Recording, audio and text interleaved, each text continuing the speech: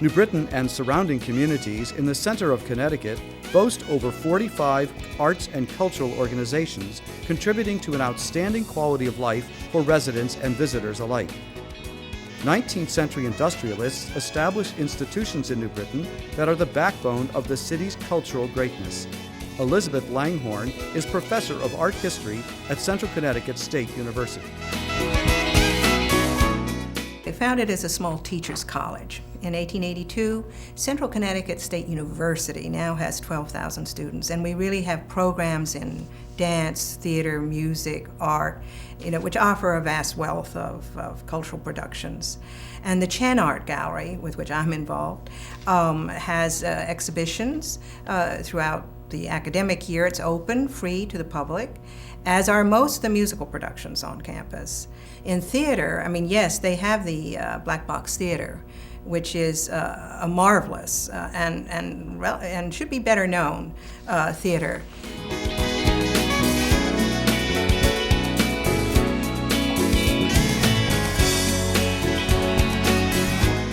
And one of the kind of, and not hidden because it stands there very visible with its dome, treasures on the campus is the Copernican Observatory and Planetarium. And they do have opportunities for the public to come in and observe the heavens, and also to look at planetarium shows. And this is kind of a marvelous conjunction of the visual and the scientific, because you have to look, and once you see all those stars up there, you realize a little more about how you relate to the universe.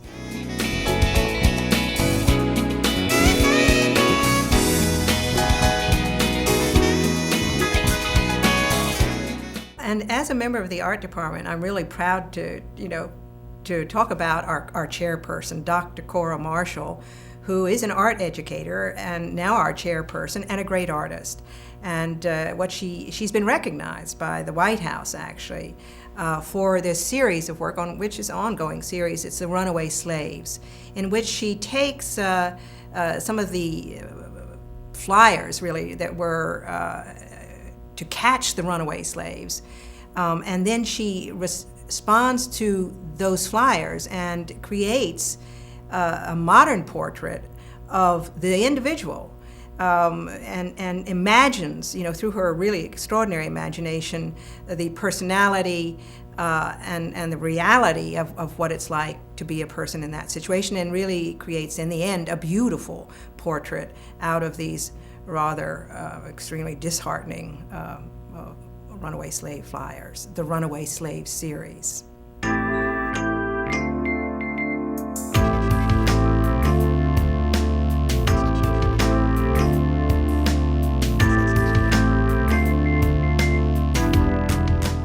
Getting back to our industrialists, they were great promoters of parks, and New Britain has some of the finest in the state. Bill DeMeo is director of New Britain's Parks and Recreation.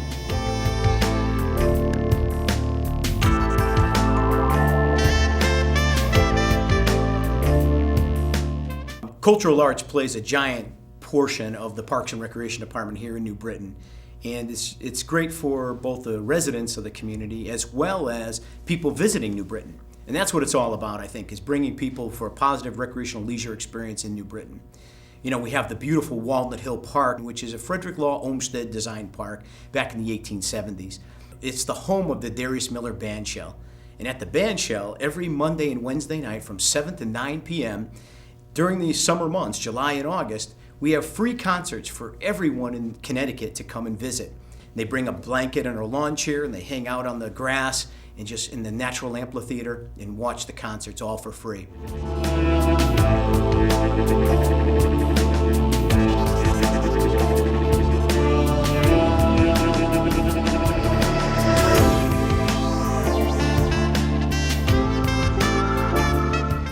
But we have special events too. Throughout the year, we boast about the Great American Boom, which is our 4th of July festival. And over 35,000 people come to Stanley Quarter Park. And then we have entertainment for everyone and all kinds of inflatable toys and giant slides and trampolines, clowns, magicians, stilt walkers, and much more. But then we culminate the evening with the largest, most spectacular fireworks show in Connecticut. So it's fabulous, it's gorgeous, it's entertaining, and people talk about it year-round.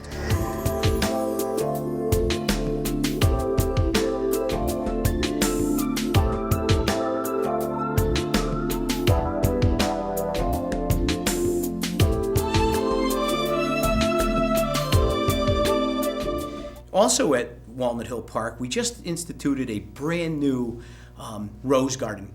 We got a bunch of volunteers together, friends of the rose garden at Walnut Hill Park, and they planted over 850 roses. And it's absolutely spectacular. The rose garden at Walnut Hill Park is something to really talk about and tell your friends about.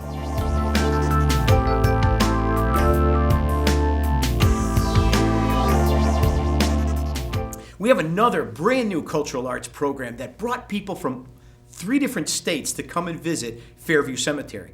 And what happened was we took the cemetery and we got a bunch of theater people. We had tryouts, and then someone would pop out from a gravesite and they would do this whole skit. So it was really, really exciting, and that's called the Timeless Tales of Fairview Cemetery. So I think that's going to become an annual event for us.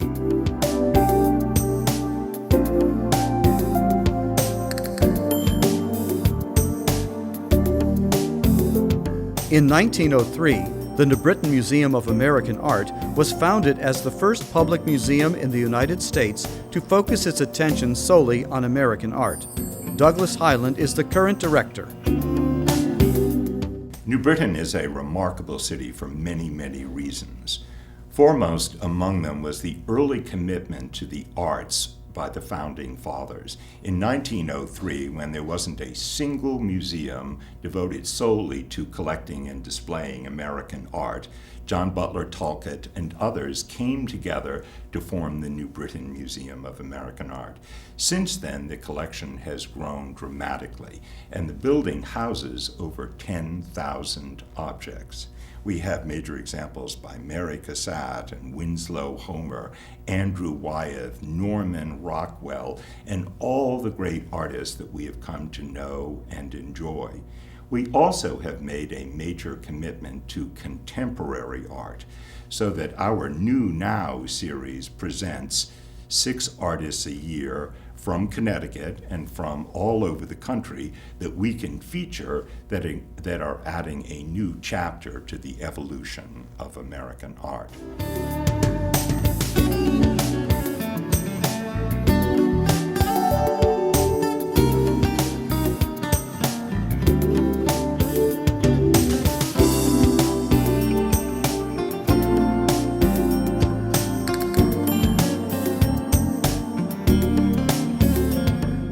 We have a very aggressive program of exhibitions so that we bring in works of art from all over the country in especially organized exhibitions that really present a springboard to our understanding of American history, civilization, religion, politics, and many other aspects of our life as a people.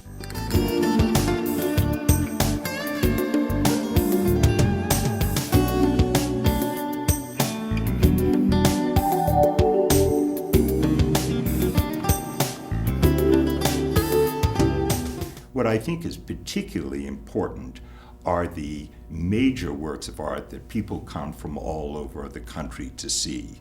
The Thomas Hart Benton murals, the wonderful Chihuly chandelier, the Lisa Hoke installation, and most recently the 9/11 painting by Graydon Parrish.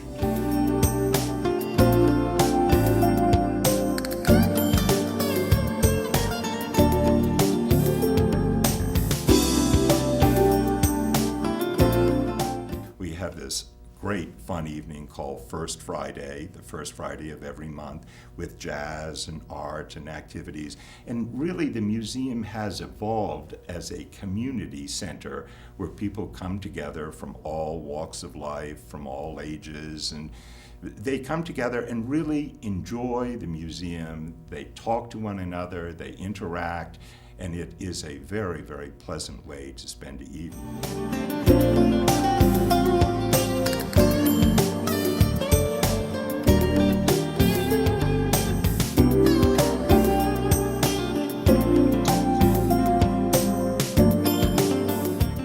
New Britain is a remarkable place for having achieved so much for the arts.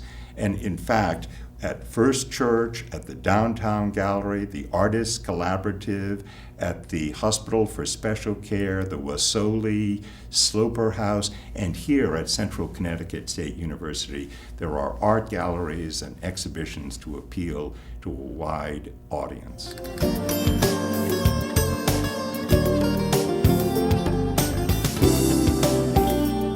Over the years, what we have determined is that art is a major factor in helping children achieve scholastic success.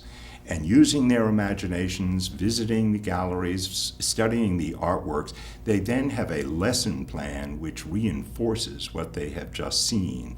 I think their exposure to original works of art is really the most significant aspect of this. And then that exposure sparks the imagination, and the imagination of children is a remarkable thing to see.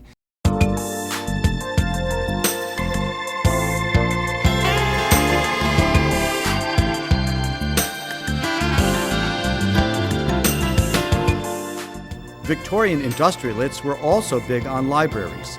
The New Britain Public Library, besides its great collection of books, tapes, CDs, and a host of services and activities, is housed in a splendid example of early 20th century Beaux-Arts architecture and also boasts a wonderful neo-Gothic children's library. To preserve the rich legacy of New Britain's past, in 1996, the New Britain Industrial Museum was founded. It is a must-see for anyone interested in learning about the nuts and bolts of New Britain and its role in the development of the industrial arts in the United States. Greater New Britain is home to 6 community theater companies, each with its own unique identity. Pan Riley serves on the board of Hole in the Wall Theater.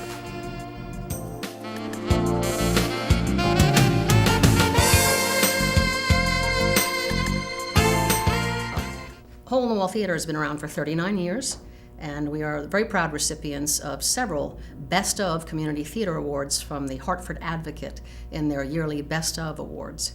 Our season and our productions runs the gamut. We do Shakespeare, we do Greek tragedy, we do contemporary comedy, we do musicals, we do some rather serious cutting-edge drama. We pride ourselves on being a little more of a risk-taking theater group than some others. And we also encourage local playwrights from the state of Connecticut and members to present, and we will produce and have produced plays and musicals by members and theater residents. And it's a very exciting venture for us to be encouraging local playwrights.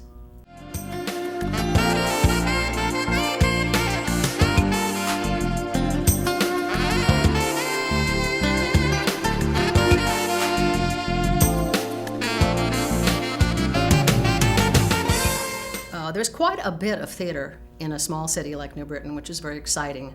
Right across town, we have the Repertory Theater of New Britain on Norden Street. They've been working there for over 60 years, and they do a real crowd-pleasing blend of comedies, musicals. They generally do a mystery every year. We also have an exciting new venture in New Britain, which is a New Britain Youth Theater, which just started this past summer, and it involves a component of both education and performance for young people. And they are based right now out of Trinity on Main, which is the Arts, Culture, and Educational Center on Main Street in downtown, right opposite Hole in the Wall.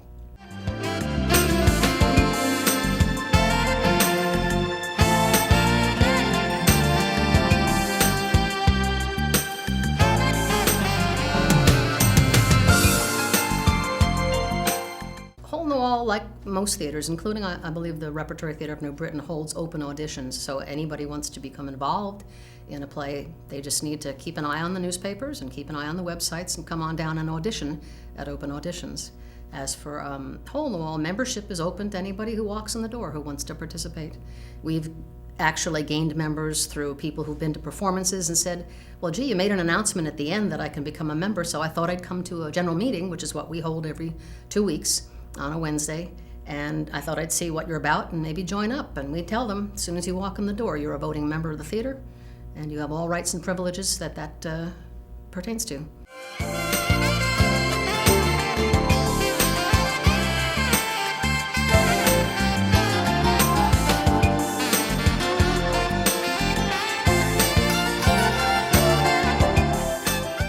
Hole in the Wall instituted something several years back, and now it's become a part of our calendar, and that is something we call showcases. And showcases are productions of either music or acting performances between our main stage productions. One of the reasons we did this is because we don't have a building facility to build our scenery, but we can't afford to have the theater dark for 3 or 4 weeks between the closing of one show and the beginning of another. So a couple of years ago we started inserting showcases in there, and now it is absolutely part of our programming that the first weekend after every performance on our main stage closes, we'll do either a music showcase or a production of a play, one acts, something along those lines. And these have turned out to be exceptionally important to the theater in terms of both income, obviously, as well as audience development.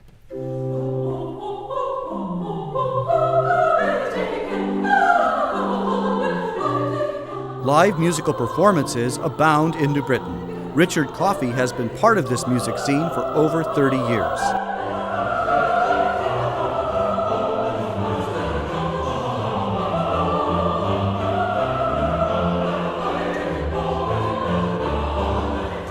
The music series is a function of the South Church in New Britain, where I've been serving as Minister of Music since 1972.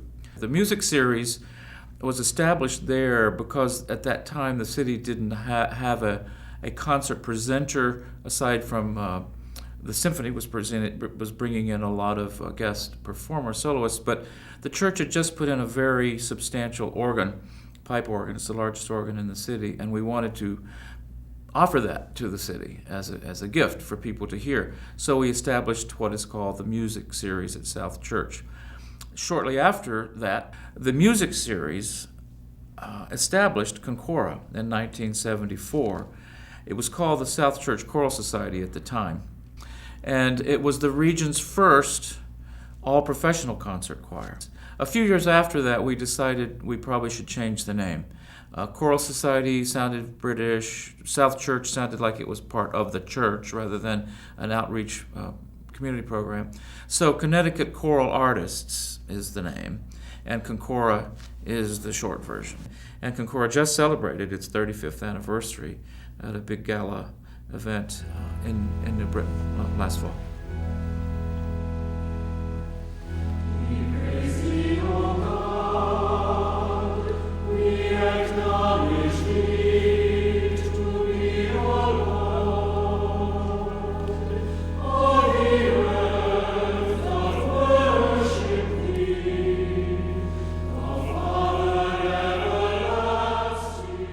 New Britain is unusual, I think, and unique in having so many wonderful arts organizations within its borders.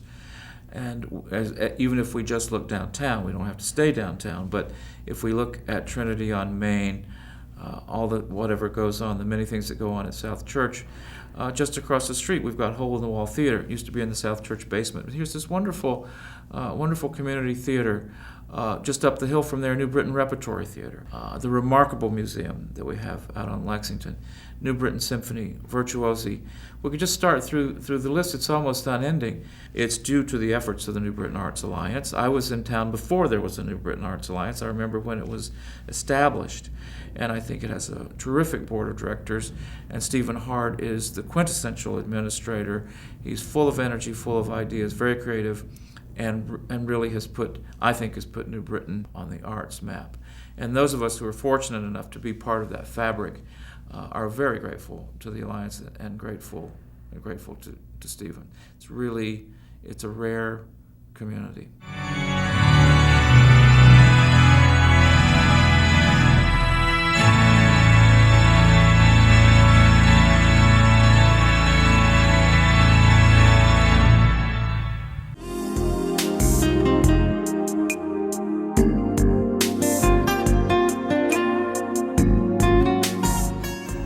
New Britain is a very welcoming place for artists. Homegrown sculptor Craig Frederick has his studio and gallery on McClintock Street in New Britain.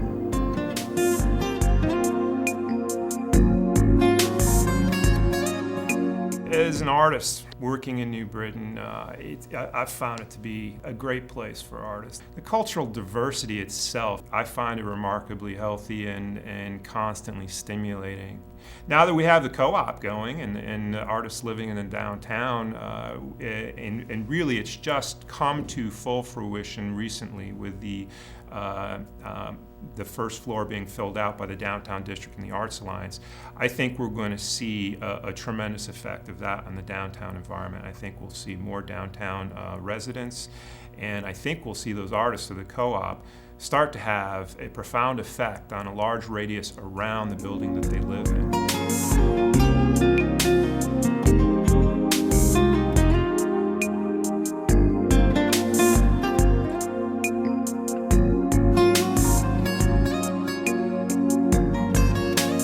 New Britain's also been a source of great inspiration for me. I'm fortunate to have completed a large-scale monumental commission entitled Home in downtown New Britain. The value of public art is that it provokes a discourse, and this is healthy to a citizenry. And it also shows that there's a progressive thought going on, that this is a town that's embracing the future, that it doesn't want to just rest on its laurels of the past, but wants to find things that the pedestrian-friendly environment will embrace. So there's a whole array of aspects of this place that I find inspiring. But I think probably the greatest inspirational source for me in this town has to do with the diversity of the town and different types of people and their perspectives on life.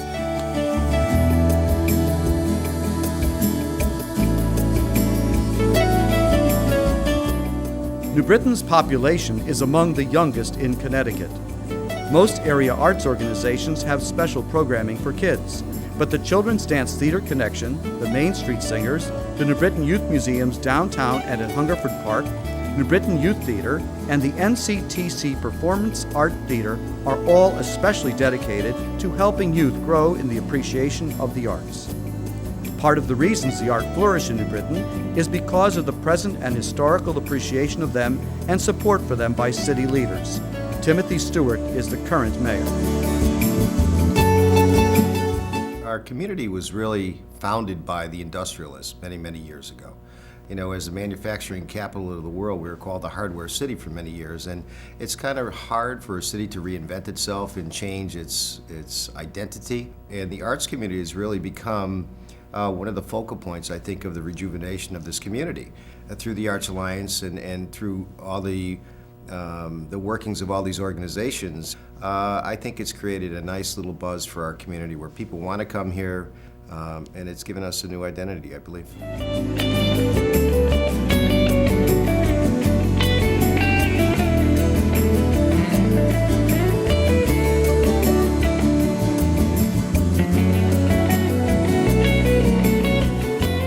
The Art in the Heart of the City program was born through the Arts Commission, in which I've appointed a number of key people in the community involved in various arts organizations. And that has just been a wonderful addition to City Hall. It allows people that otherwise would not get exposed to certain types of art in our community that venue. And it really has been, it's been a wonderful thing not only for the city but for the artists themselves and for the Arts Commission to create this additional work for them, which they're very happy to do. And I've had some wonderful people involved in that organization over the last 7-8 years. But it also gave them additional responsibilities in the 1% Arts program, which is a wonderful program that we're probably one of only 2 communities in the state of Connecticut that have this in public projects, where we set aside 1% of our monies for public art to be displayed as a part of the larger project. And right now we're working on that project for the police station, which will have a component of the arts built into that. It's been really, really a nice thing for the high school project, where we just had a huge selection process and went through quite the procedure to select an artist and a piece to be displayed out in the back part of the high school as a part of the last renovation project we did. But we're really proud of that, and it makes us, I think, a pretty special community to do that type of activity that most communities don't do.